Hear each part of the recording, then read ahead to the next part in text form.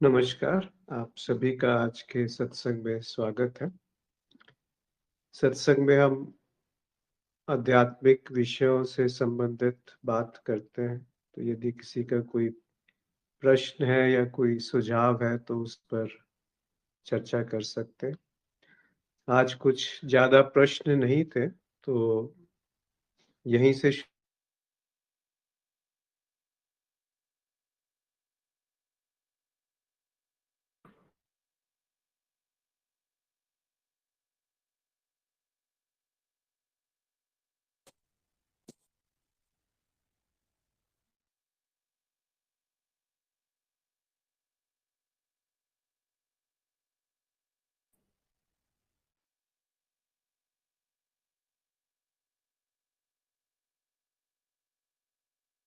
अरे! शायद आवाज़ नहीं आ रही है। ये कब से नहीं आ रही? कोई बता सकता है कब से नहीं आ रही? क्योंकि मैं तो बहुत देर से बोल रहा हूँ। आ ही शुरू से नहीं ही नहीं रही आ रही। आ हाँ ही जी? नहीं रही है अश्विन जी। अश्विन जी आ ही नहीं रही आवाज तो। Oh my God! मैं तो 10 मिनट से बोले जा रहा था। चलिए फिर से नहीं शुरू बट करते हैं। जी जी। जी जी थैंक यू। क्षमा करें, मुझे पता नहीं था कि आवाज़ नहीं आ रही है और काफ़ी 10-15 मिनट से मैं बोल ही रहा था। एनीवे आज ज़्यादा प्रश्न नहीं है, तो अ, कबीर साहब के एक दोहे से शुरू करते हैं कि प्रेम प्रेम सब कोई कहे, प्रेम न चिन्हे कोई, जा मारिक साहिब मिले, प्रेम कहावे सोए। प्रेम को हम समझते हैं कि हम जान गए, प्रेम को हम परिभाषित कर देते हैं, प्रेम की हम एक कहानी बना लेते हैं, प्रेम को हम समझते हैं कि उसका कोई लक्षण है, कोई चिन्ह है।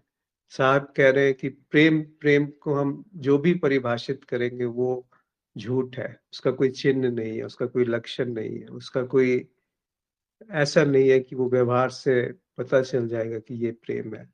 जा मारिक साहिब मिले, प्रेम कहावे सोए। तो जिस जगह पे वो, जिस कीमिया से, जिस कला से वो दिख जाए, साहिब यानी होश, ध्यान, करुणा, प्रेम, मुदिता, ये सब जिस जिस कला से जो दिख जाए वो प्रेम है। अब वो पहली पंक्ति में ही इसका उपाय बता रहे हैं। ऐसा नहीं है कि ये मात्र दिखना कि प्रेम का कोई चिन्ह नहीं है, उस तरफ गति हो जाना है जहां पर वो साहिब मिल जाते हैं, वो रोशनी, वो प्रकाश जीवन में उतरने लगता है। तो उपाय भी उन्होंने पहली पंक्ति में बताया कि प्रेम प्रेम सब कोई कहे, प्रेम न चिन्हे कोई। जब हमने बुद्धि से ये देख लिया कि जिसको भी मैं बुद्धि से जानूंगा वो प्रेम नहीं है, क्योंकि चिन्ह, कोई पहचान बुद्धि से ही जानी जा सकती है, मन से ही जानी जा सकती है। तो फिर हम उससे दूर हो जाएंगे, छिटक जाएंगे जो वास्तव में प्रेम है, जो असल प्रेम है, जो असल जीवन है। इस तरीके से कबीर साहब ने कहा है। इसी चीज को, वो जो लक्षण है जिन जिन पे प्रेम बैसाखियों की तरह टिका होता है, उसको धर्मराज जी ने एक कविता में बहुत सुंदर तरीके से अंकित किया है। तो उसको अब आज लेते हैं। आंखों के झांसे, झुककर चलती हुई किसी की कमर से, यह जरूरी तो नहीं कि उसकी कमर टूट ही गई हो, होते हैं कुछ जिनकी चाल ही सजदा होती है। जब हम देखते हैं व्यवहार में कि किसी की कमर झुक गई है, तो इसका अर्थ ये नहीं कि उसने सजदा कर लिया है। या जब हम देखते हैं कि कोई सीधा होके चल रहा है, तो इसका अर्थ ये नहीं कि उसने सजदा किया नहीं है। कईयों की हर कदम पे सजदा होता है। यानी कि कमर का अर्थ है मन और बुद्धि, जिस जिस जिसके आधार पे हम समझते हैं कि हम जान गए, निष्कर्ष पे आ गए। तो जब हम उसको सीधा करके चलते हैं, तो हम समझते हैं कि हम बहुत बहुत सयाने हो गए, चालाक हो गए। मतलब चालाक तो नहीं जानते कि हम चालाक हैं, हम समझते हैं हम बहुत बहुत काबिल हो गए, पर वास्तव में वो चालाकी है जो हमें प्रेम से दूर कर रही है। तो मन बुद्धि से निकाले गए सारे निष्कर्ष चिन्ह है। फिर आगे कहते हैं कि झुकी ना गई हो गर्दन जिसकी कभी मस्जिद की ड्योरी पर, जरूरी नहीं कि वह काफिर ही हो। होते हैं कुछ जिनकी सांस-सांस में नमाज़ अदा होती है। ऐसा नहीं है कि जिसकी गर्दन अकड़ी हुई है, वो नमाज़ अदा नहीं कर रहा।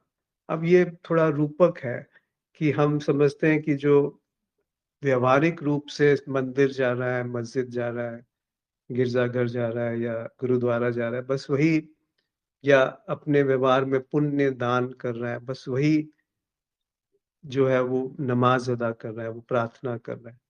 पर ऐसा नहीं है, वो सारे चिन्ह झूठ हैं।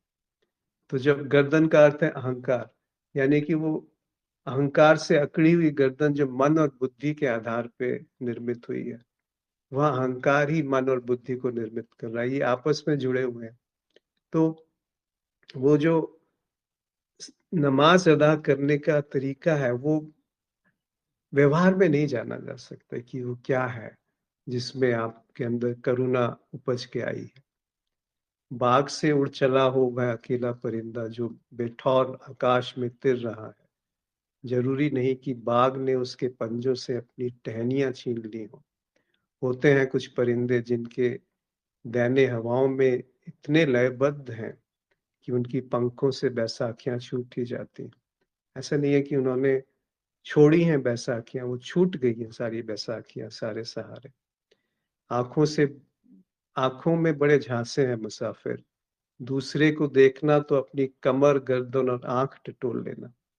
अक्सर कपच्चियों पर टिकी हमारी कमर, सिर के वजन से अकड़ी गर्दन और बैसाखियों पर लटकी कांख वाली देह पर टंकी आंख का वही दिखता है जो टेक, अकड़ और लटक दिखाती। तो आंख का अर्थ है इंद्रियां, कमर का अर्थ है मन बुद्धि, और गर्दन का अर्थ है अहंकार। तो यही सारे हमारे माध्यम है, जो चिन्ह है, जो प्रेम को अंकित करते हैं। तो अगर हम इन पर ही आश्रित हैं, इन्हीं बैसाखियों को लेकर के घूम रहे हैं, तो हमें वही दिखेगा जो ये दिखाना चाहते हैं।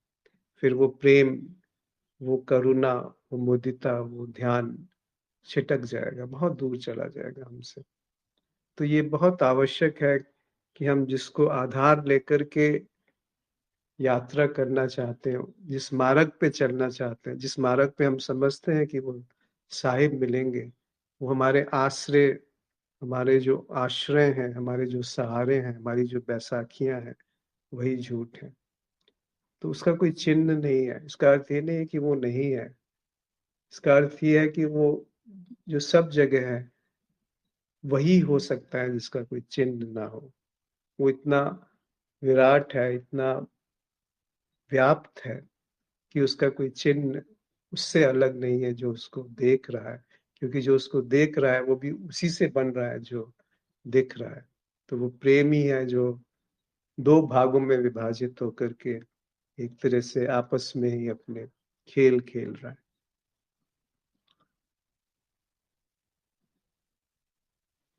नीरू जी ने पूछा था कि क्या हम आज इस सत्र में आध्यात्मिक जड़ता पर अधिक बात कर सकते हैं। खड़े होने के लिए कोई आधार नहीं है, ऐसा लगता है। आपने बिल्कुल वही बात कही जो ऊपर कबीर साहब कह रहे हैं, या धर्मराज जी ने जो इस सुंदर सी कविता में अभिव्यक्त किया, कि जब भी हम किसी भी आधार के सहारे, देखिए बुद्धि जो है वो संसार में काम करना जानती है, उसकी उपयोगिता वहीं तक सीमित है, पर वो यहाँ रुकती नहीं है। उसका अनाधिकृत रूप से हस्तक्षेप उस तरफ शुरू हो जाता है जो प्रेम है, जो ध्यान है, जो बुद्धि से परे है। अब आप देखिए ना, बुद्धि के परे जो है उसको बुद्धि कैसे जानेगी, जो उसकी क्षमता में ही नहीं आता। तो सारे आधार, चाहे वो इंद्रियां हो, मन हो, बुद्धि हो या अहंकार हो, ये सारे आधार चरमरा के गिर जाते हैं जब हम देखते हैं कि इसका कोई चिन्ह नहीं है जो ध्यान है। जो जैसे एक चिन्ह अगर हम कहें तो वो ये दिखता है कि दुख है, पर वो भी शायद उतना उपयुक्त नहीं है, क्योंकि दुख में, दुख का अभाव प्रेम की अभिव्यक्ति है, प्रेम का आविर्भाव है, उसका प्रकटीकरण है। पर वो भी जीवन में विषाद नहीं होगा अगर प्रेम है। पर वो भी थोड़ा-सा उसमें भी त्रुटि है, क्योंकि कई बार दुःख है पर फिर भी वो प्रेम पूरी तरह से वहाँ सरोवर एक पूरी तरह से भीगा हुआ है वो व्यक्ति प्रेम में। यानी व्यक्ति का अभाव प्रेम की अभिव्यक्ति है, ऐसा कहें तो ज़्यादा उचित है।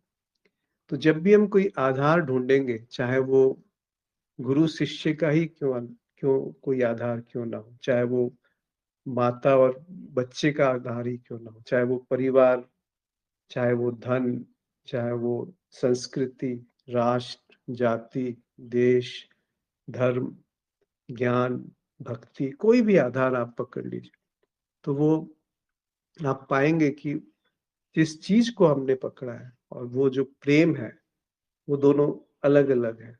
क्योंकि वो थोड़े समय के लिए वो आधार सहारा दे सकता है, पर पुनः वो सहारा ही एक बंधन हो जाएगा। वो सहारा ही एक तरीके से अवरोध पैदा करेगा जीवन में, उस तरफ रुख करने के लिए जो पहले से ही उपलब्ध है। जैसे एक चाँद की जो छवि है, वो एक शांत तालाब में दिख रही है। अब हम चाँद को नहीं देख रहे हैं, उसकी छवि को देख कर के समझ रहे हैं कि चाँद जो है वो उस तालाब में डूब गया है। तो हम कैसे उसको निकालेंगे उस तालाब से? और निकालने में पूरा वो आभासी जगत है जो मन, बुद्धि, इंद्रियाँ, चित्त एक तरीके से निर्मित कर रहा है। अहंकार उसका शीर्ष पे बैठा है, उसके जो उसका सबसे बड़ा पद पे बैठ गया, और वो उस झील से चांद को निकालने चला है, सारी युक्तियां लगा के, योजनाएं बना करके। वो आधार है, वही आधार है मन, बुद्धि, चित्त का, कि जो वास्तव में है वो उसको नहीं जान सकता। उस प्रेम का कोई चिन्ह नहीं है, उस ध्यान का कोई चिन्ह नहीं है, पर वो आभासी धरातल पे जो चिन्ह दिख रहे, दरअसल देखें तो वो जो चिन्ह है ना, वो भी उसी से तो निकल के आया है जो वास्तविकता है, जो यथार्थ है। पर जो चिन्ह है वो यथार्थ नहीं है। हम अगर चिन्ह को, यानी कि उस छवि को, जो चांद की छवि तालाब में पड़ रही है, यदि हम उसी को समझ लें कि यही मौलिक है, यही सबसे पूर्ण बात है, यानी जो मन से, बुद्धि से जानी जा सकती है, जो इंद्रियों से जाना जा सकता है, वही पूर्ण है। तो हम वही कर रहे हैं कि हम तालाब के अंदर घुस के चांद को निकालना चाहते हैं, जबकि चांद का होना और तालाब में उसकी छवि का होना, दोनों दोनों बिल्कुल अलग बातें हैं। दोनों में कोई संबंध नहीं है। वो है, मतलब छवि उसके बिना नहीं हो सकती जो वास्तविकता है, पर छवि को ही यदि हम सत्य मान लेंगे, तो फिर भटक भटकाव हो जाएगा, फिर झांसा हो जाएगा। यही सारा का सारा झांसा अध्यात्म के नाम पे चलता है, कि हम प्रयास करेंगे, प्रगति करेंगे, भक्ति करेंगे, ध्यान करेंगे। हम ये नहीं देखते कि वो वहाँ है ही नहीं जहाँ उसे ढूँढा जा रहा है। वो चाँद वहाँ नहीं है जहाँ पे उसको तालाब की छवि में ढूँढा जा रहा है। वो चाँद कहीं और है। उसके लिए कुछ और विधि चाहिए कि रॉकेट में बैठ कर के आप वहाँ जा सकते हैं। पर आप डुबकी लगा कर के तालाब में उसको नहीं निकाल के ला सकते। तो कहने का अर्थ ये है कि जो है नहीं, जहाँ जो है नहीं, वहाँ उसको मान कर के उसके लिए हम प्रयास कर रहे हैं। तो वो है आधार। खड़े होने के लिए कोई आधार नहीं है। बिल्कुल सही कहा आपने। हमें कुछ आधार मिलेगा नहीं। मेरी खुद की जो निष्कर्ष है, जो बुद्धि से निकले हैं, वो भी आधार नहीं। तो अगर हम आधार मानते हैं तो वो आध्यात्मिक जड़ता है, जिसको आपने आध्यात्मिक जड़ता के नाम से कहा है कि क्या है, अंग्रेजी में शब्द लिखा था कि स्पिरिचुअल इनर्शिया।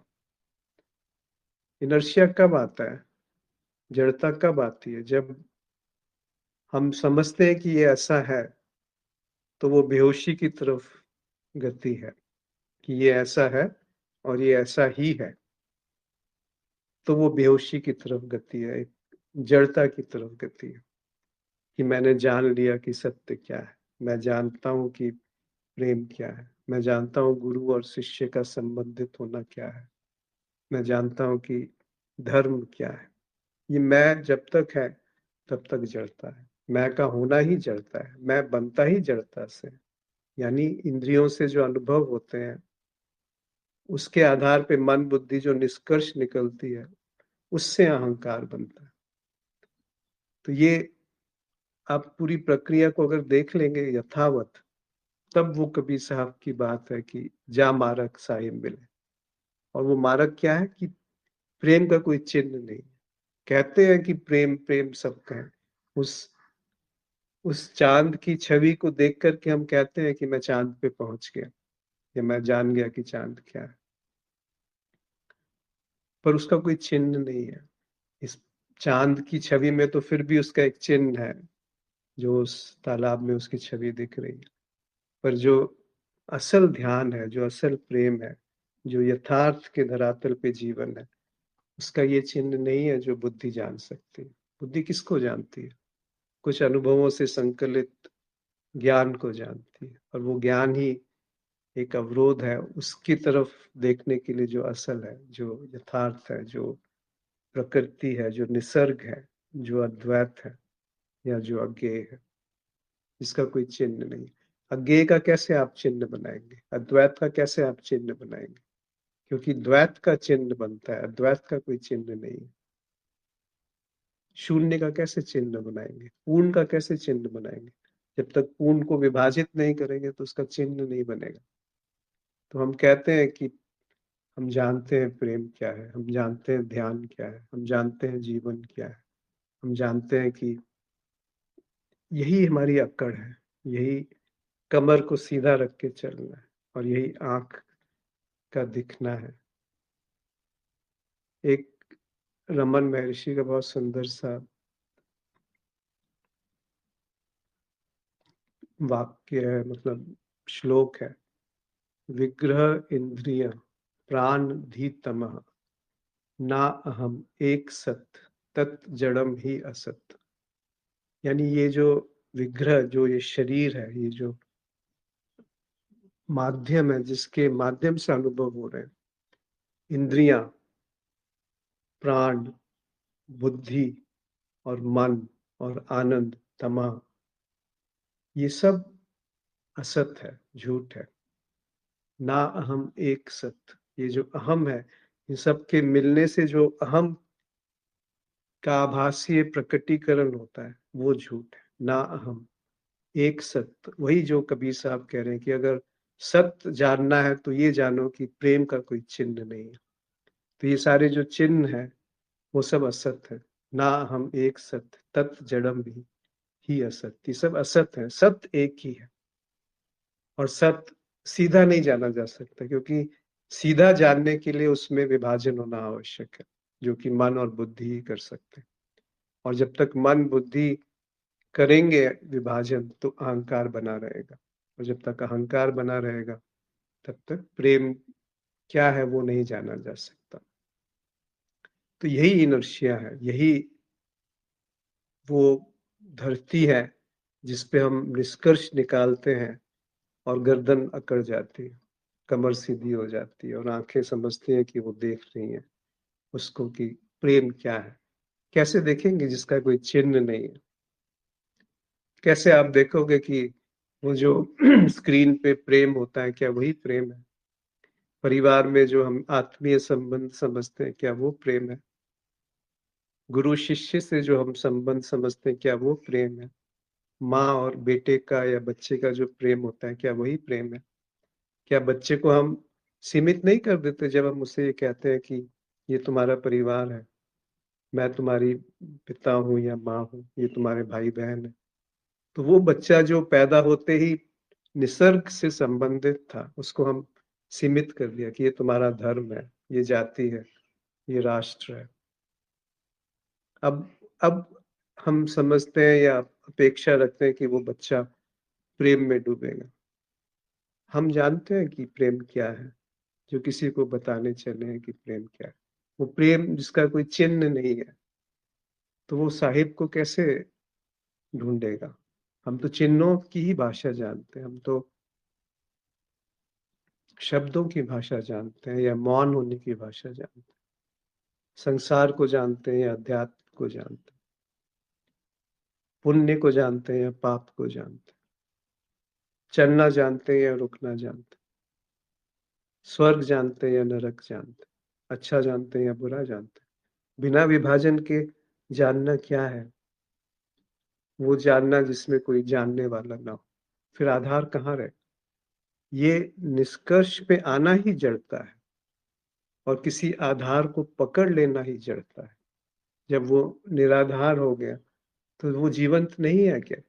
वहां पर जीवन को जानने के लिए कोई उसको जानने वाला होना आवश्यक है। कोई बात मानिएगा नहीं जो कहा जा रहा है, उस पे बस थोड़ी देर टिक जाइए कि हो सकता है जो ये कह रहा है वो बिल्कुल गलत हो या जो कहा जा रहा है वो गलत हो। इसीलिए उसको बस देखिए कि क्या ऐसा है या क्या ऐसा नहीं है। आपका जीवन ही वो गाथा कहेगा अगर ये बात सिद्ध हो गई। अन्यथा इसे कूड़े में फेंक दीजिए, बेकार की बातें।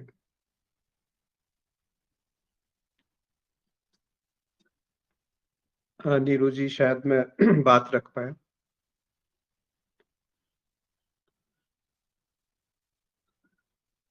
जी, जी, thank you so much. Thank you. जी। शालिनी ने पूछा है कि अज्ञात को जानने की प्यास ही उसका आधार है। जी, बिल्कुल। यहाँ से शुरुआत कर सकते हैं कि जो अज्ञेय है, अज्ञात भी नहीं, अज्ञेय कहिए उससे तो ज़्यादा उचित रहेगा, क्योंकि अज्ञात जो है वो ज्ञात की श्रेणी में आ सकता है। पर जो अज्ञेय है, उसको आप कैसे परिभाषित करेंगे? तो कुछ अज्ञेय है, इस तरफ यदि दृष्टि जाती है, तो वो पहला कदम है। और आप समझिए इसको कि वो जो प्यास है, वो किसी के कुछ करने से पैदा नहीं होती। वो जो प्यास है, वो कैसे पैदा होती है, वो भी एक शायद रहस्य ही है। अन्यथा हमें लगता है कि हमें प्यास है और हम उस प्यास को बुझाने चल पड़ते हैं। असल में वो प्यास जो है वो बड़ी कुछ अलग बात है शायद, क्योंकि उसमें बहुत धोखा है कि हम संसार से असंबंधित होकर के अध्यात्म में संबंध बना लेते हैं। यानी कि हम समझते हैं कि हाँ, ये जो सारे औपचारिक संबंध है ये झूठ है। जैसे विवाह संस्था को हम बहुत दोषित मान लेंगे। फिर उससे निकल करके हम ये नहीं कहते कि परिवार संस्था भी दूषित है। हम फिर ये नहीं कहते कि जो गुरु और शिष्य का संबंध बना है वो दूषित है। हम बस आधी अधूरी बात को पकड़ करके एक पूर्ण निष्कर्ष पे आना चाहते हैं या आ जाते हैं, आ ही जाते हैं। जबकि जो कबीर साहब कह रहे हैं कि प्रेम प्रेम सब कोई कहे, सब समझते हैं कि वो प्रेम को जानते हैं। उस प्रेम को जिसका कोई चिन्ह नहीं है, जिसकी कोई पहचान नहीं है, जिसकी अभिव्यक्ति से ये निष्कर्ष नहीं निकाला जा सकता कि वो प्रेम वही प्रेम है। तो उपाय क्या है कि जिस मार्ग साहिब मिले, तो उस प्यास में, जिस प्यास में साहिब की तरफ रुख हो जाए, दृष्टि हो जाए। वो दृष्टि तभी होती है कि जो जाना जाएगा वो साहिब नहीं है। अंत में ये बात जान देखी जाती है कि जो जाना जा रहा है वो भी साहिब ही है। और पहले कदम में हम यही माने तो अच्छा है कि जो छवि दिखाई दे रही है तालाब में, वो चांद नहीं है। चांद की जो छवि जो है वो चांद नहीं। अंत में आप देखेंगे कि वो चांद की छवि जो है वह भी चांद ही है। उसकी कुछ गुण जो है, उसका जो आकार है, उसकी जो चमक है, वो वहीं से है जो यथार्थ है। यानी कि जो आभासीय बुद्धि है मन है, अहंकार है, उसको गति वहीं से मिलती है जो यथार्थ है, जो सत्य है। पर सत्य क्या है उसका कोई चिन्ह नहीं। अगर हम चिन्हों को पकड़ लेंगे तो फिर वो प्यास पूरी हो जाएगी, लेकिन हम कभी भी जान नहीं पाएंगे कि सत्य क्या है, क्योंकि हमारे होते हुए ये नहीं जाना जा सकता कि सत्य क्या है, प्रेम क्या है। निशिगंधा जी ने लिखा है कि मैं अदृश्य प्रेम को विज्ञान से भी ये अदृश्य प्रेम को विज्ञान से भी जाना जा सकता है। आप कहना चाह रहे हैं कि वो जो चिन्ह के रहित जो प्रेम है उसको विज्ञान से जाना जा सकता है। विज्ञान का अर्थ क्या है? विज्ञान। जी अश्विन जी, जी। एक थेरी आती है, theory of bond of entanglement. मतलब एक ही सेल के दो पार्ट्स बनाए गए, एक डिवाइडेड इनटू टू, तो उनको बहुत ज्यादा, मतलब 14 miles in this side, 14 miles in opposite direction, ऐसे बहुत लंबे ले जाया गया। तो मतलब वो जो उनके बीच में एक सिंगल हम एक है, ये जो भाव है, इसको समझने के लिए एक एक्सपेरिमेंट किया गया। एक वाले सेल को क्लॉकवाइज घुमाया गया तो उतनी दूर, मतलब जो दूसरे वाले लैब में था, वो सेल भी उसी प्रकार घूमा। फिर एंटी क्लॉकवाइज घुमाया गया एक को, और वो जो क्लॉक आती है ना, मतलब जिसमें कोई भी टाइम लैग नहीं होता, जो साइंस वाली क्लॉक होती है, उसका मैं नाम भूल गई अभी, तो उस क्लॉक से मेजरमेंट किया गया। मतलब at the given moment of time कोई भी लैग नहीं, उसी क्षण वो जो सेल है वो वैसे ही बिहेवियर करती है जैसे उसकी जुड़वा, मतलब जो ओरिजिनल है। तो इसको साइंस में theory of bond of entanglement, जो एक प्रेम की बंध है अदृश्य, तो पता नहीं क्या बंध है जो डिस्टेंस भी कवर करती है, कितना भी दूर वाला।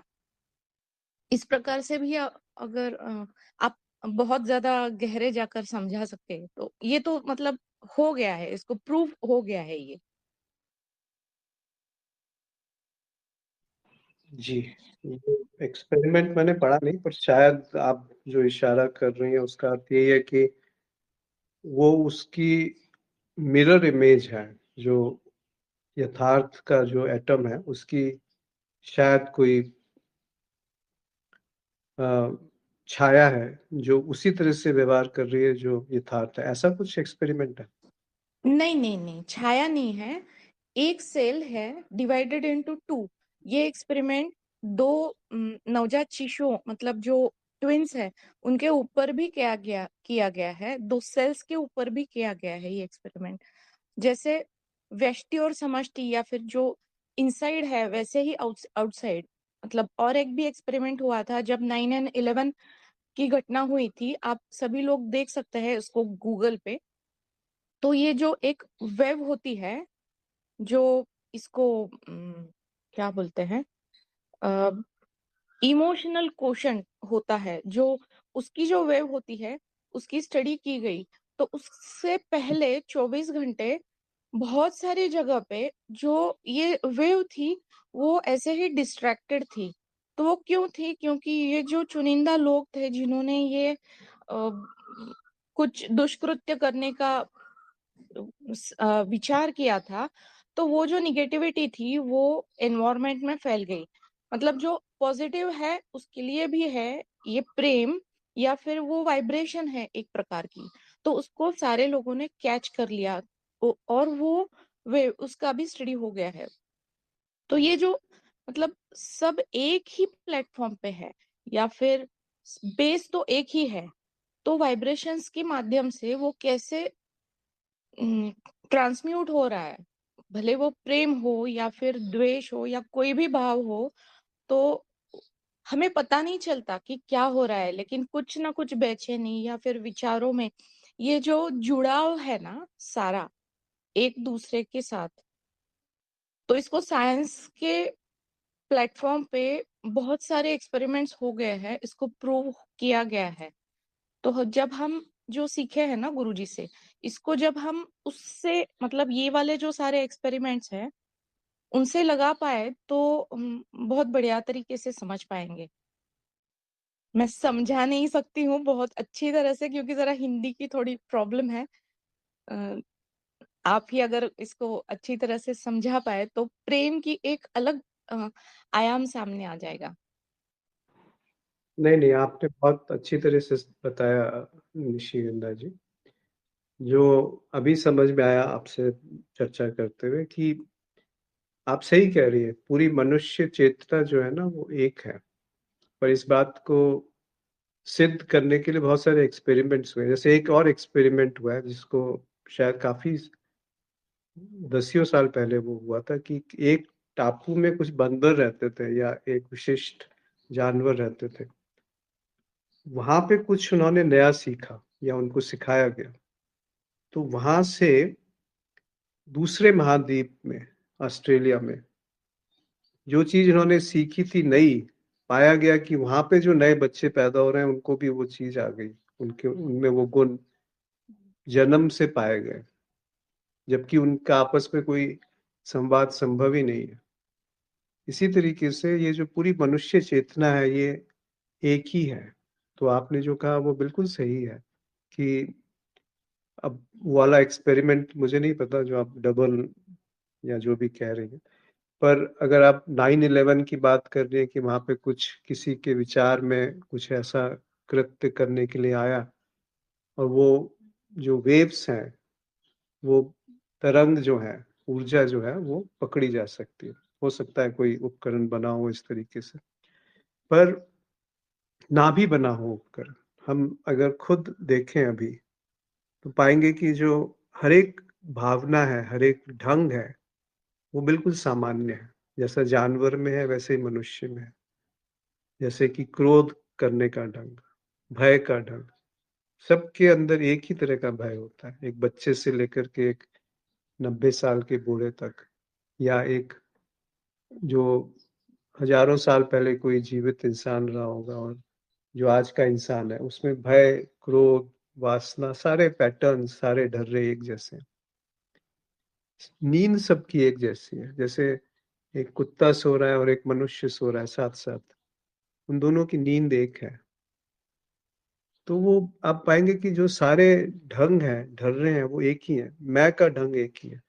तो ये मत समझिए कि अगर एक जगह वो चैतन्य था, वो प्रेम जिसकी कबीर साहब बात करते हैं कि जिसका कोई चिन्ह नहीं है, वो प्रेम अगर एक जगह प्रकट हुआ तो वो तरंगे सब पूरी मनुष्य चेतना में व्याप्त हो जाएंगी। और जो अभी घटना हो रही है, अगर कहीं युद्ध चल रहा है, कहीं वार हो रहा है, कहीं जो भी गलत सलत हो रहा है, उसके लिए कौन जिम्मेदार है? उसके लिए मैं जिम्मेदार हूँ। ये मेरे मैं का ढंग जिम्मेदार है। जब भी मैं को सत्य मान करके उसकी अभिव्यक्ति करता हूँ तो एक आतंकवादी मेरे अंदर पैदा हो गया। मैं आतंक फैला रहा हूँ, एक बच्चे के अंदर आतंक भर रहा हूँ। ये अनजाने में ही होता है कि जब बच्चा पैदा होता है तो हम उसके अंदर आतंक भर देते हैं कि तुम्हारा यही परिवार है, तुम्हारा यही गंतव्य है, तुम्हारा यही लक्ष्य है, तुम्हारा यही धर्म है, ये जाति है, ये धन है। धन बहुत महत्वपूर्ण है। इस धन से तुम जो भी चाहो वो हासिल कर लोगे। तो ये सब क्या है? ये आतंक है। वो कहीं स्वर्ग है, यहाँ कुछ नहीं मिलेगा, वहां जाके कुछ मिल जाएगा। ये सब आतंक है। वही आतंक की अभिव्यक्ति हम चारों तरफ देखते हैं। तो आप सही कह रहे हैं। जिस तरह से नकारात्मक चीजें उस ऊर्जा में दिखेंगी, वैसे ही बुद्ध का जो अभिव्यक्ति है वो उस ऊर्जा में व्याप्त है। कबीर की जो सौंदर्य है वो उस जगह व्याप्त है। रमन महर्षि का सौंदर्य, उनका जो प्रेम है, उनकी जो उद्घोष है, वो कहीं खोए थोड़ी है। हमारे को बस उस धूल की तरफ एक दृष्टि डालनी है। वो कैसे? कि जो चिन्ह है वो झूठ है, वो जो छाया है वो झूठ है। वो प्रेम जिसको हम प्रेम परिभाषित कर देंगे वो सत्य नहीं। शायद इस तरीके से इसको समझ सकते हैं निशी जी।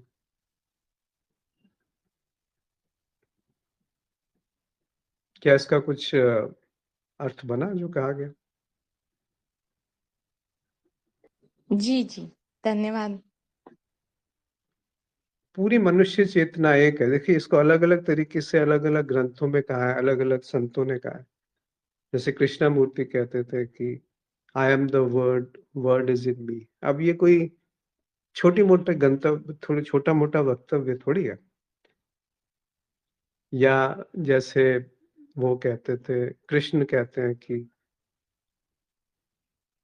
सर्वभूतेषु च आत्मानं सर्वभूतानि च आत्मनि। सब सब में मैं हूँ, सब मुझ में है। अलग अलग तरीके से इसको कहा गया। अब दूत गीता में यही बात कही गई, अष्टावक्र गीता में सेम इन्हीं शब्दों का उपयोग किया गया। तो जो भी जागा उसने बोला कि मैं झूठ है, मैं का जो निर्माण है, जो उसकी संरचना है वो गलत है। गलत मतलब वो छवि है, वो तो छवि की भी छवि है। कैसे? जो अनुभव हुए उससे कुछ कुछ चीजें हैं जो हमें चाहिए होती हैं, अनुभव के आधार पे हम काम करने के लिए आवश्यक है। जैसे हम आज एक रास्ते पे गए और खाना ढूंढने के लिए, तो हमें पता चला कि इस तरफ जाएंगे तो खाने का सामान मिल सकता है, उस तरफ जाएंगे तो नहीं मिलेगा। तो कल अगर हम फिर से नया रास्ता ढूंढने लगेंगे तो परेशानी हो जाएगी। तो ये जो नामकरण है, ये जो बुद्धि है, इसकी उपयोगिता बस इतनी ही है कि वो जो शरीर को बनाए रख सके, और सहज रूप से वो विकसित हुई है। उसको हम, ऐसा नहीं है कि उसको हम क्या कह रहे हैं, उसको हम बुरा नहीं कह रहे, पर उसको ही हमने जब सब कुछ मान लिया तो हम समझते हैं कि उस बुद्धि से हम जान पाएंगे कि प्रेम कैसे चिन्हित होता है, या उस बुद्धि से हम जान पाएंगे कि ध्यान कैसे किया जा सकता है, या उस बुद्धि से हम जान पाएंगे कि अज्ञेय क्या है। वहां भूल हो जाती है। वहां पर आकर के वो जो फैकल्टी है, जिसकी क्षमता ही नहीं है उसको जानने की, उसको हम पूर्ण मान के बैठ जाते हैं। तो ये जो पूरी की पूरी संरचना है, ये एक है, इसमें दो नहीं है। जैसे कि अहम ब्रह्मस्मि, अयम आत्मा ब्रह्म, प्रज्ञानम ब्रह्म, तत्वमसि। ये सारे जो वाक्य हैं, इनको हम महावाक्य कहते हैं। इसमें कहा क्या गया है कि वही है, तुम भी वही हो, मैं भी वही हूँ, वह भी वही है, अयम आत्मा ब्रह्म, और जिनसे ये जाना जा रहा है वह भी वही है। तो वही है, उसमें दो नहीं है। अगर वो जानने वाला और जो जाना गया, ये दोनों एक साथ प्रकाशित हैं, तो उसी को अद्वैत कहा गया, कि वो दो नहीं है। मधु जी ने लिखा है कि पूरी मनुष्य चेतना एक दिख जाए तो वही एकता है, यानी सब ब्रह्म है और कुछ है ही नहीं। जी, बस ये बात जो आपने कही ना, ये सुन करके मान ना ली जाए। बस ये बात जो है, इसका जो सौंदर्य है, इसका जो मिठास है, इसका जो रस है, वो स्वयं सिद्ध हो जीवन में, स्वयं जीवन में उतर जाए। कैसे उतरेगा वो मत पूछिए, कब उतरेगा वो भी मत पूछिए, कहाँ उतरेगा वो भी मत पूछिए, किसमें उतरेगा वो भी मत पूछिए। बस कुछ कला है, कुछ कृपा है जब वो उतर जाता है। नहीं जान सकते क्योंकि उसका कोई चिन्ह नहीं है कि वो उतर गया, इसका कोई चिन्ह नहीं है। जो भी हम चिन्ह कहेंगे कि ये प्रेम है, फिर वो प्रेम नहीं है। प्रेम प्रेम सबको ही कहे, सब कह रहे हैं, मतलब सब मान करके बैठे हैं कि मैं जानता हूं कि प्रेम क्या है, जबकि प्रेम न चिन्ह है कोई, उसका कोई चिन्ह है ही नहीं। तो किसको आप कह रहे हो कि ये प्रेम है? जो मार्ग साहिब मिले। अब वो मार्ग कैसे मिलेगा, वो साहिब कैसे मिलेंगे, वो नहीं जाना जा सकता। पर वो जीवन में उतर जाए तो फिर वो बात कुछ और है। ये एक रहस्य है कि वो कैसे, कब, क्यों, कहाँ उतरेगा। वो प्यास जिसकी बात करी, वो प्यास कैसे जगेगी। ईशावास्य में कहते हैं कि जो अद्वैत की वासना है, उसकी जो प्यास है, वो कृपा से प्रकट होती है। अब फिर ये रहस्य की बात हो गई। अब ऐसा नहीं है कि कृपा एक को मिलेगी दूसरे को नहीं मिलेगी, फिर तो वो जाती होगी। तो अभी उपस्थिति है, आप देखिए ना, अभी उपस्थिति है किसकी? वो जो चिन्ह के से मुक्त है, वही तो जान सकता है कि चिन्हित क्या है। पर वो जो चिन्हित को जान रहा है, उसको आप चिन्ह से नहीं पहचान पाएंगे। यानी हम अगर समझें कि ये जो साधन हमें मिले हुए हैं, इंद्रियां, मन, बुद्धि, अहंकार, इनके माध्यम से हम प्रेम को जान लें तो बहुत त्रुटि हो जाएगी।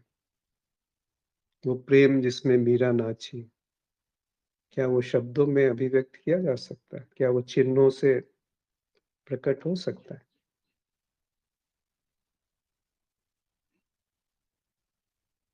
वो प्रेम जो परिवार, धर्म, जाति, राष्ट्र, धन, गुण, उन सब से चिन्हित ना हो, वो प्रेम क्या है?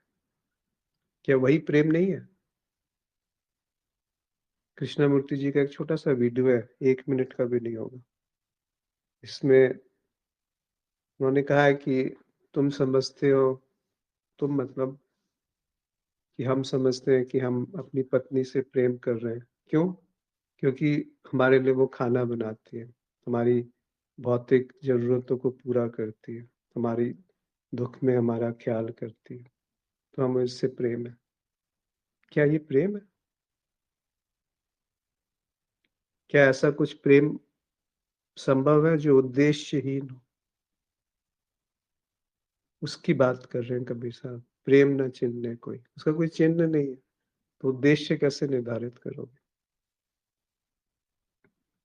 फिर वो संबंध, वो जीवन, वो प्रेम सब जगह पाया जाता है, क्योंकि वो एक जगह सीमित नहीं है।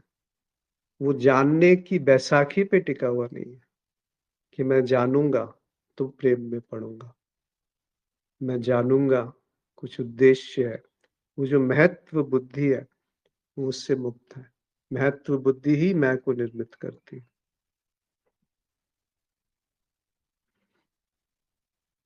मधु जी ने लिखा है, संसार में प्रेम भी खंड है, द्वेष भी खंड है, वो अखंड है, वही प्रेम है। जी साधु। भीष्म नारायण जी ने लिखा है, अव्यक्त एक है या अनेक है? अव्यक्त व्यक्त क्यों प्रतीत होता है? यदि अव्यक्त एक है तो व्यक्त अनेक क्यों प्रतीत होता है? क्या जो व्यक्त है वो वास्तव में व्यक्त है?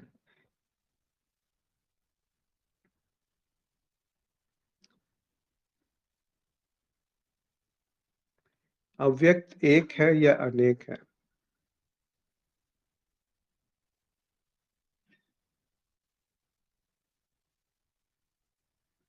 अव्यक्त और व्यक्त में कोई भेद नहीं है। जैसे वो चांद है और उसकी जो छवि तालाब में दिख रही है, उनमें क्या भेद है? उसका जो आकार है, उसके जो गुण है, जो प्रकाश है, वो वैसा ही है जो यथार्थ का चांद है, पर वो छवि के रूप में दिख रहा है। तो अव्यक्त, अगर हम केवल चांद की छवि को जानते हैं, देख सकते हैं, हमारी इंद्रियां ऐसी हैं कि हम सीधे चांद को नहीं देख सकते, केवल वही देख सकते हैं जो उसकी छवि है, तो वो चांद हमारे लिए अव्यक्त है। और हमारी इंद्रिया जिसकी जो क्षमता है, उसके लिए व्यक्त केवल छवि है चांद की, जो हम तालाब में देख पा रहे हैं। तो अव्यक्त ही व्यक्त के रूप में प्रकट है। अव्यक्त व्यक्त क्यों प्रतीत होता है? कोई कारण नहीं। यदि अव्यक्त एक है तो व्यक्त अनेक क्यों प्रतीत होते हैं? क्योंकि अव्यक्त और व्यक्त दो नहीं है, एक ही है। तो वो अनेक प्रतीत होते हुए भी दो नहीं है। जैसे एक स्वप्न में आपके सामने प्रमाण आ जाता है इस चीज का कि स्वप्न में जितनी भी स्वप्न वस्तु हैं, जितने चरित्र हैं और जो उनको देख रहा है और जो भावनाएं हैं, ये सब अनेक होते हुए भी अनेक नहीं है। ये सब मन की एक मनगढ़ंत बातें हैं। क्या जो व्यक्त है वो वास्तव में व्यक्त है? वास्तविकता को आप व्यक्त से नहीं जान सकते। तो जो व्यक्त है वो वास्तव में व्यक्त है कि वो अव्यक्त है और व्यक्त के रूप में प्रतीत हो रहा है, वो नहीं कहा जा सकता कि व्यक्त क्या है। व्यक्त आप कैसे जानेंगे कि व्यक्त क्या है? किससे जानेंगे? क्या आधार है? वो जो आधार है व्यक्त को जानने का, वो व्यक्त ही है। तो वो उस पे आप कैसे आश्रित हो जाएंगे कि जो जिस माध्यम से व्यक्त को जाना जा रहा है वो माध्यम पूर्ण है, वो बीच में मिलावट नहीं कर रहा है अपनी। तो ये प्रश्न एक बौद्धिक विलास के लिए उचित नहीं है। प्रश्न ये है कि क्या अभी कुछ है जो व्यक्त और अव्यक्त से परे है? क्या उसमें मेरा होना एक प्री कंडीशन है, आवश्यक है? तो ये प्रश्न अपने आप विसर्जित हो जाएंगे उसमें जिसका कोई चिन्ह नहीं है। प्रेम प्रेम सबको एक है, क्योंकि जो भी आप जानेंगे ना वो बुद्धि से जानेंगे। जो भी उत्तर आएंगे वो बुद्धि में आएंगे। पर जो बात कही जा रही है वो अचिन्ह है, उसकी कोई चिन्ह नहीं है। और यही बात समाप्त हो जानी चाहिए कि उसका कोई चिन्ह नहीं है। तो बुद्धि क्यों कसरत करने में लगी हुई है कि उसको जान जाए, ध्यान को समझ ले? कैसे समझेगी कोई ध्यान को? कोई जब तक वो समझने वाला बनाया तो ध्यान हुआ कहाँ? जब तक करने वाला बनाया तो प्रेम कैसे हुआ? जी।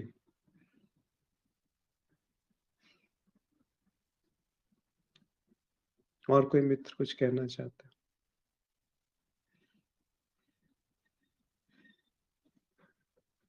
कहीं ये बातें ऐसी तो नहीं है कि जो कोई सिर पैर नहीं है? क्या हमारे जो भी मित्र साथ में जुड़ रहे हैं उनके जीवन में ये दिख रहा है? कहीं कोई काल्पनिक बातें तो नहीं है ना?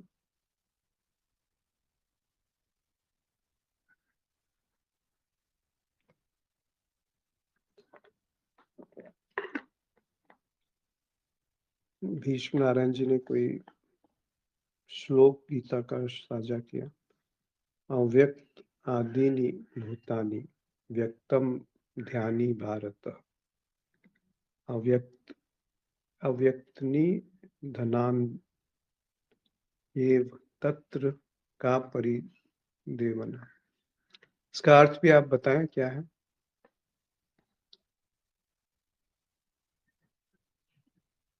या कोई और मित्र इसको इस पे रोशनी डालना चाहे कि अव्यक्त व्यक्तम। जी अश्विन जी जी। जी बताइए। अव्यक्त, थोड़ा तोड़ तोड़ के बताता हूँ।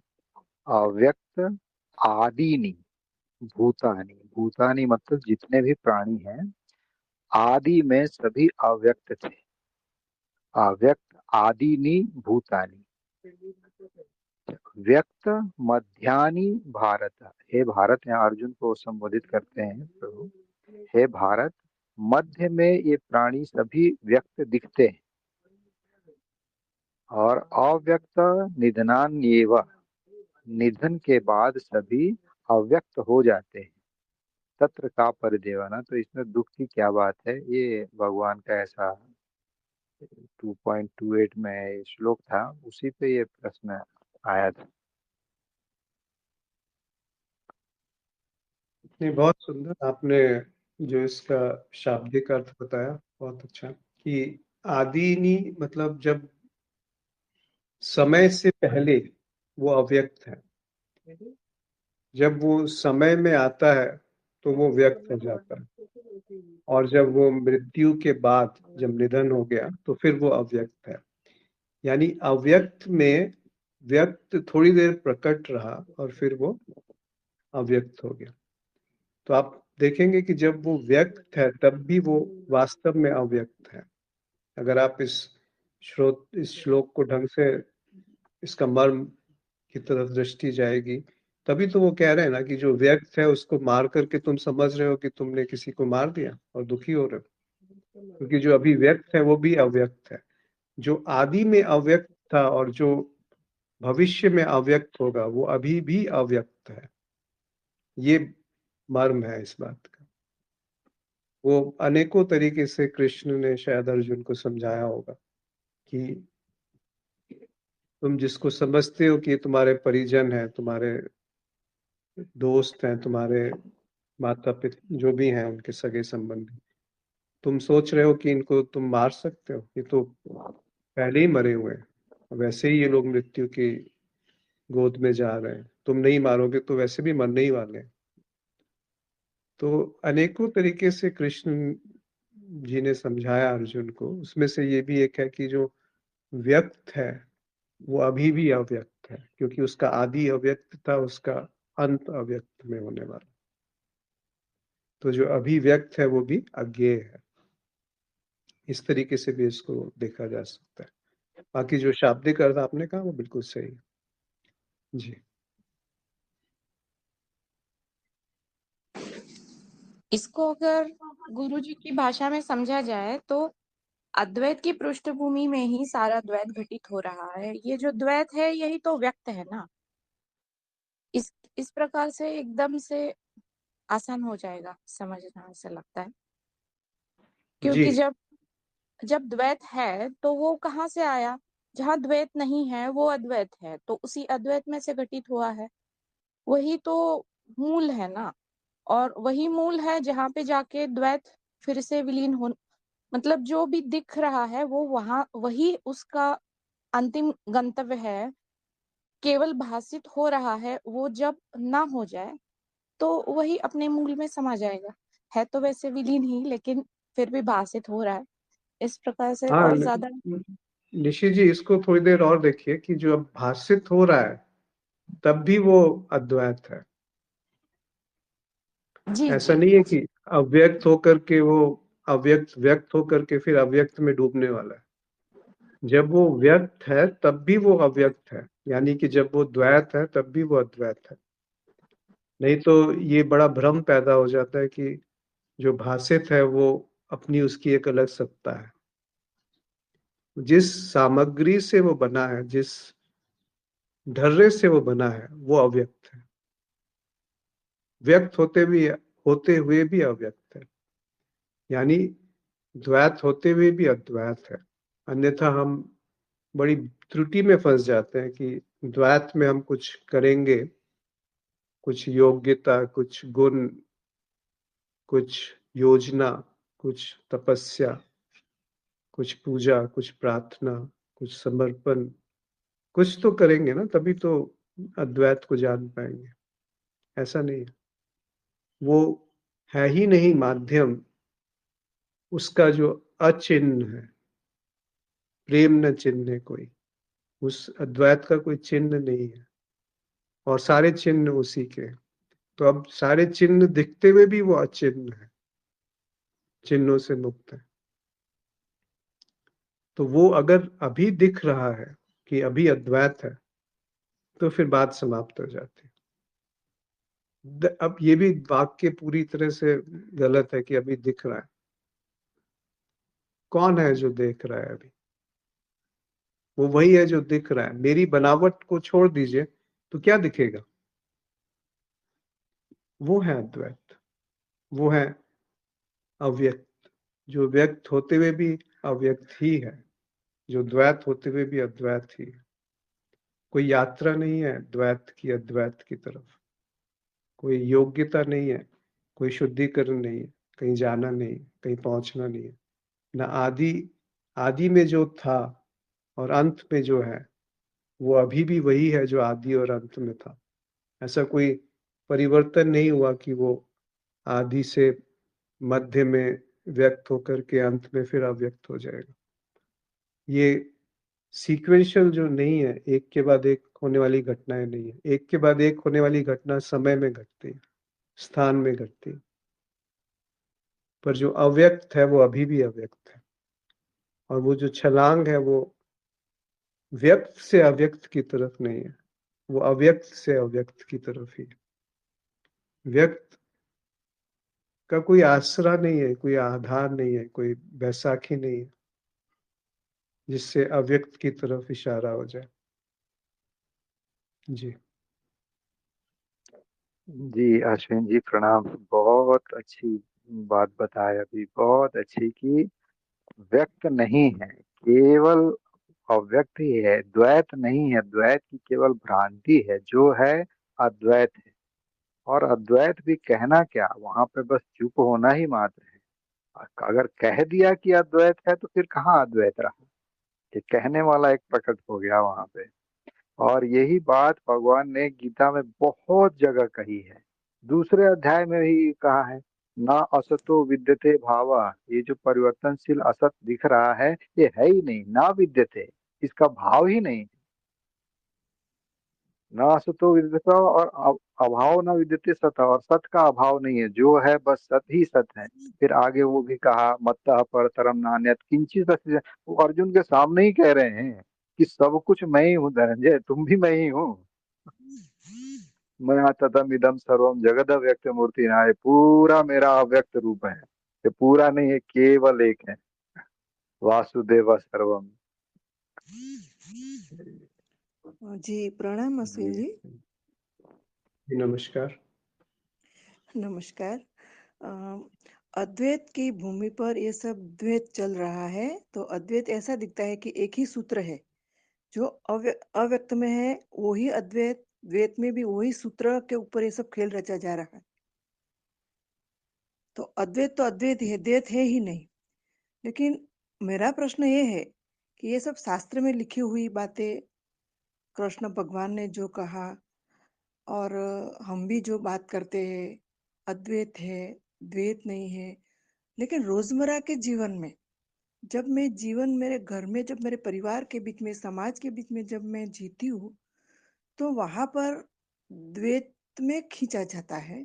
तो उस समय अद्वैत का ही मनोस्थिति बनी रहे, उसके लिए थोड़ा प्रकाश डालें आप। देखिए, इसमें दो तीन गलतियां कर रही हैं आप। मैं जीती हूँ और वो स्थिति बनी रहे परिवार के बीच में, तो मैं कौन है जो जी रहा है? क्या वो व्यक्त है या अव्यक्त है? और वो परिवार जिससे आप संबंधित हैं, उसमें आप अद्वैत को लाके मिलाना चाहती हैं, बनाए रखना चाहती हैं। तो क्या आपके अंदर ये क्षमता है जो अद्वैत को ला सके? आप ये कोशिश कर रही हैं कि जो तालाब में दिखने वाली छवि है चांद की, उस छवि को मैं उसके अंदर जाकर के तालाब से वो चांद निकाल के ले आऊं। कहने का अर्थ ये है कि मौलिक रूप से यही त्रुटि है कि मैं अलग एक एंटिटी हूं, मेरा एक अलग केंद्र है। जी। आपका निजी केंद्र यानी क्या? आपका परिवार यानी क्या? अद्वैत यानी क्या? तो बात वो नहीं है कि परिवार में और अध्यात्म में कोई दूरी है, संसार में और अध्यात्म में कोई दूरी है। अभी वही बात हो रही थी कि अभी भी वो व्यक्त होते हुए भी अव्यक्त है। अगर उस तरफ दृष्टि है तो फिर कोई द्वंद्व नहीं है परिवार में और द्वैत में और अद्वैत में और संबंधों में। और उसको बनाए रखने की जो विधा है, जो चाह है, वो अद्वैत से आपको दूर कर रही है। आपको दूर कर रही है मतलब उसकी उपस्थिति में एक बाधा है जो अद्वैत है। वो जी। चाह ही बाधा है। कहते हैं ना, वो शायद रहीम ने कहा है, चाह गई चिंता गई मनवा बेपरवाह, जो को कछु न चाहिए वो शाहन में शाह। वो राजा जी है। तो वो राजा मतलब वो जो चिन्ह नहीं है, उसको क्यों आप कैसे परिभाषित करेंगे कि अद्वैत क्या है? और आपके अंदर क्या क्षमता, आप मतलब, मैं किसी की भी बात कर रहा हूँ जो समझता है कि मैं अलग केंद्र हूँ, हमारे अंदर क्या क्षमता है कि हम अद्वैत को ला सकते हैं आप अद्वैत को, या मैं ला सकता हूँ अद्वैत? मैं कभी भी अद्वैत को ला सकता है? ये जो हमारे आश्रय हैं, इंद्रियां, मन, बुद्धि और अहंकार, ये क्या अद्वैत को ला सकते हैं कहीं से पकड़ के? क्या जी उपाय है बताइए? अगर ला सकते हैं तो कोई मित्र उपाय बताए कि क्या उपाय है, कैसे लाया जाए उसे? तो आप देख पा रही हैं त्रुटि प्रश्न में?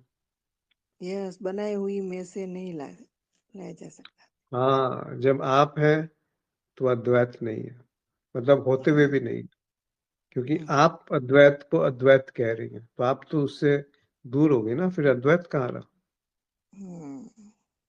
आप हो समझी। गई जो ये कह रहे हैं कि ये अद्वैत है, और फिर हम उसको परिभाषित करके उसको बना के रखना चाहते हैं। ये क्या मतलब? आप देखिए ना कैसे हम बेहोशी में चले जाते हैं। जी हम जी मतलब, हम का नाम ही बेहोशी है, मेरा होना ही हम्म, बेहोशी।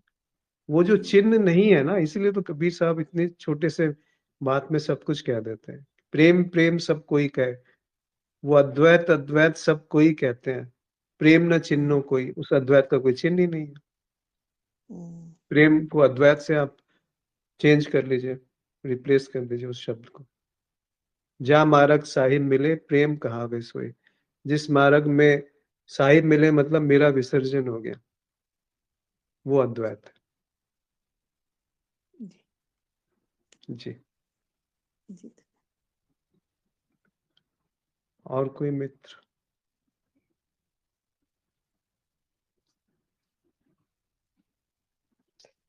प्रणाम अश्विन जी।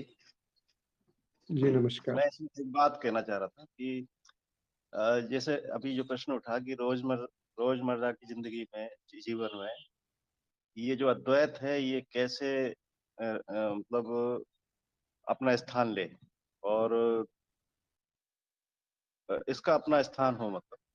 तो इसमें मुझे ऐसा लगता है कि ये जो विचार है, ये सभी कुछ विचार से पहचाने जा रहे हैं। जो भी चीज पहचान होती है हमारी, जो खुद की और दूसरी सभी चीजों की पहचान जो है वो विचार से है। विचार द्वारा पहचाना जा रहा है सब। और ये विचार जो है पूरी तरह सीमित है, खंडित है, विभाजित है। और ये जो विचार है वो ज्ञान है, हमारा अतीत का पूरा ज्ञान है, उसी के आधार पर ये विचार चल रहा है। इसकी सीमा यदि दिख जाए कि ये विचार है जो सीमित है, तो बस ये दिखने में ही वो, उसकी निष्ठा भंग होने पर ही वहां पर जो है वो अपने आप जगह ले लेगा। ऐसा मुझे लगता है। ये आपने बिल्कुल सही कहा, वही कहा जा रहा है, वही उपयुक्त उपाय दिखता है कि जो चिन्हित है वो प्रेम नहीं है। हाँ। जो भी जाना जा सकता है वो प्रेम नहीं है, जो भी जाना जा सकता है वो ज्ञान नहीं है, जबकि जो जाना जाता है वही तो ज्ञान है। हम यही समझते हैं ना कि जो जाना जाता है वो ज्ञान है, पर जो वास्तव में जाना नहीं जा सकता वो ज्ञान है। ज्ञान यानी ज्ञान के योग्य है, बाकी तो सारा कचरा है जो हम इकट्ठा कर लेते हैं, जो जानते हैं कि, और जानते हुए ये जानते हैं कि हम जान रहे हैं, जबकि जो जानना है वो जानने वाले से जुदा है। मतलब जानने वाला नहीं है तब वास्तविक जानना है।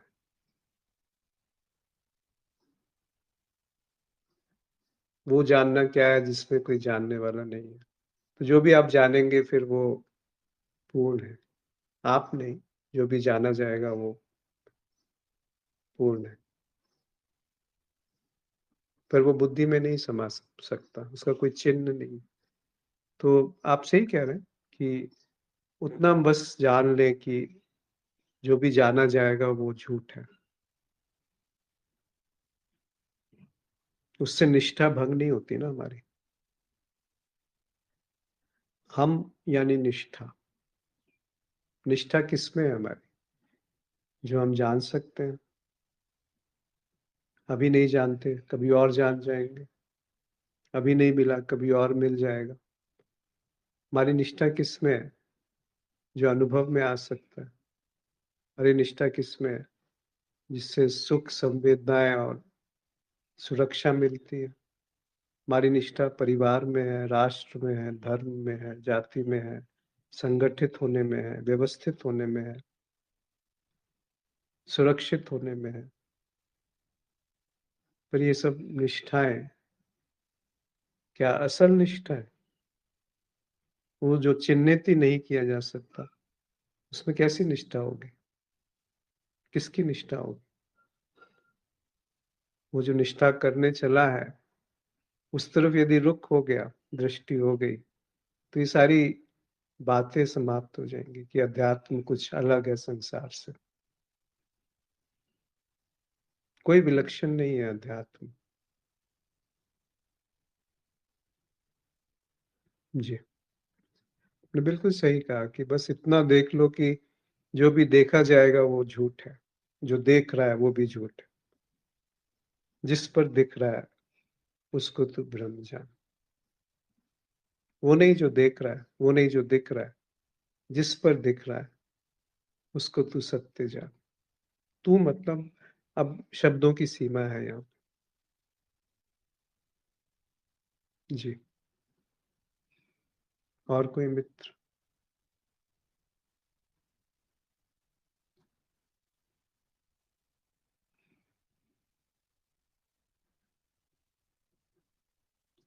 ज्यादा कुछ है नहीं।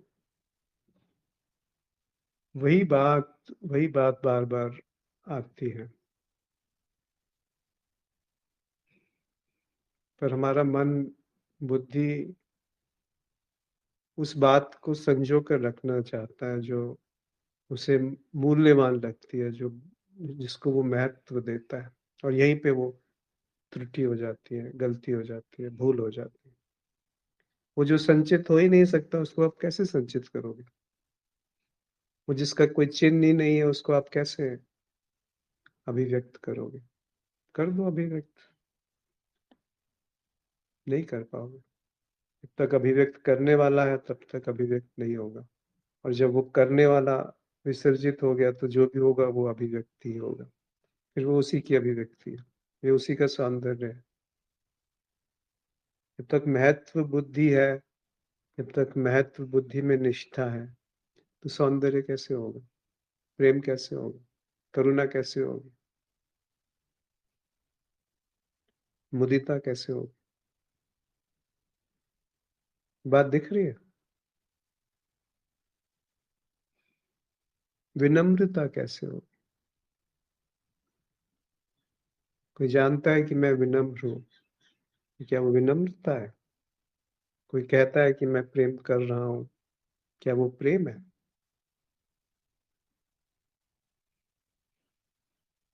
या मैं प्रेम कर सकता हूं, क्या वो प्रेम है?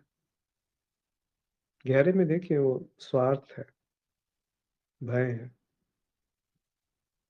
वो बुद्धि, महत्व बुद्धि द्वारा निर्धारित है। महत्व बुद्धि नहीं है तो हम देखते हुए भी नहीं देखते। मतलब उसको नहीं देखते जिसमें हमारे को कोई महत्व नहीं दिखता।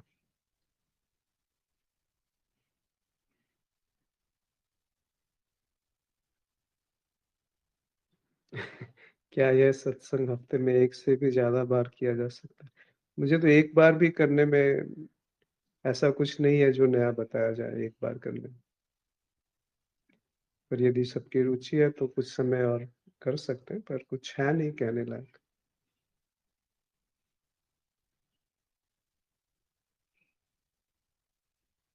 आप तो सब जानते हैं भीष्म जी, बस उसी में रुक जाइए। नया जानने के लिए कुछ नहीं। जो भी नया जाना जाएगा वो एक एक पर्दा है, उस पे जो जीवंत है। जो जीवंत है वो अचिह्नित है, अकलुषित है, निरंजन है। बस वहीं ठहर जाइए ना, बस थोड़ी देर। इन सारे ज्ञान को फेंक दीजिए थोड़ी देर के लिए। वो जो जीवंत है उसमें ठहर जाइए कि अभी वो क्या है जो मेरी भूमिका से के बिना भी जीवंत है, जीवन है। क्योंकि मेरी भूमिका के प्रकट होते ही तो प्रेम का अभाव हो जाता है। प्रेम का अभाव हो नहीं सकता, पर वो ऐसा लगता है कि हम प्रेम से वंचित हो गए। और फिर उस वंचना की भावना से, उस क्या बोलते हैं, अभाव की भावना से हम प्रेम को हासिल करने जा रहे हैं, वो जो कभी खोया ही नहीं। वो जो चांद कभी तालाब में डूबा ही नहीं, उस चांद को हम तालाब से निकालना चाहते हैं। हमें लगेगा कि ये मूर्खतापूर्ण बात है, पर वास्तव में हम यही कर रहे हैं। जब हम रिश्तों में, पैसे में, पद में, मान में, प्रतिष्ठा में, पुरस्कार में खुशी को ढूंढ रहे हैं, हम चांद को तालाब के अंदर गोता लगा करके पकड़ के लाना चाहते हैं। क्या वो संभव है? तो वो जो छवि बन रही है, वो मन, बुद्धि, चित्त और अहंकार में उस खुशी की छवि बन रही है, और हम मन, बुद्धि, चित्त, अहंकार से उस छवि को ढूंढ के लाना चाहते हैं। उस यथार्थ को पकड़ के लाना चाहते हैं जो कभी है ही नहीं पानी के अंदर। पर पानी के अंदर वही तो है, और है क्या? अगर यथार्थ का चांद नहीं है तो उसकी छवि कैसे बनेगी? तो ये एक इशारा है कि जो मिथ्या को देख लिया तो सत्य प्रकट हो गया। मिथ्या को मिथ्या की तरह देख लिया, बिना निंदा और स्तुति के। जस का तस, जैसा है वैसा। तो ये कितनी बार देखना चाहते हैं? बस एक बार देख लो ना, फिर वो छूटेगा नहीं। अभी हम, जैसे पूछा था नूरी बहन ने कि कैसे उसे बनाए रखूं, कौन है जो बना के रखेगा? बस एक बार कहते कहते, सुनते सुनते वो दिख जाना चाहिए। दिख जाना भी नहीं चाहिए, बस दिख गया तो समझ लीजिए कि बात पूरी हो गई। जी। पर यदि अधिक कुछ लोग मित्र और चाहते हैं कि एक बार और किया जाए हफ्ते में, तो कर सकते हैं, पर मेरे अनुसार हफ्ते में एक भी काफी है। लगभग 4 साल होने वाले हैं ये सत्संग करते हुए,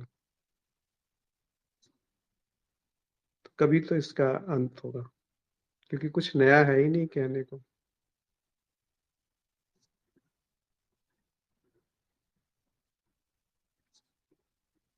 जी।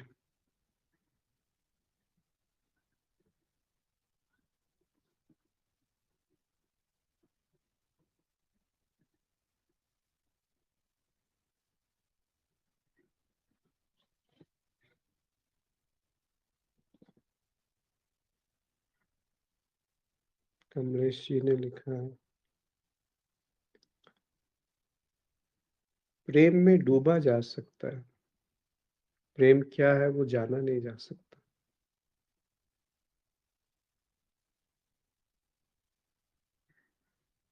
तो आज यहीं पे हम समाप्त करते हैं। आप सबका बहुत आभार आज जुड़ने के लिए। नमस्कार।